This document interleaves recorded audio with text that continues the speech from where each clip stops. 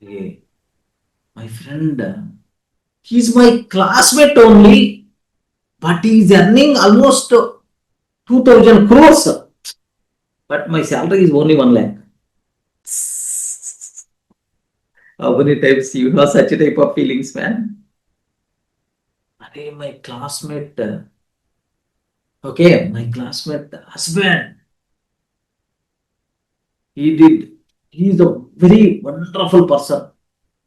He's doing job, having own car, every month or every year they are going for abroad.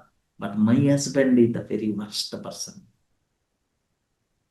Always struggle, always lack of money. Okay, my sister husband is good, but my husband is not up to the mark. Okay, my friend's wife, okay, she's good, their family is very rich, but my wife family is not up to the mark. My friend got succeeded in the real estate by, he earned almost 10,000 crores. I want to do that, I want to do that. My friend got succeeded, okay, by starting a software company. I want to do that, I want to start.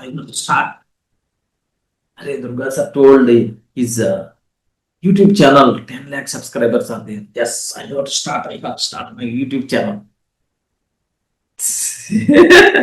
Like, how many times you felt in this style?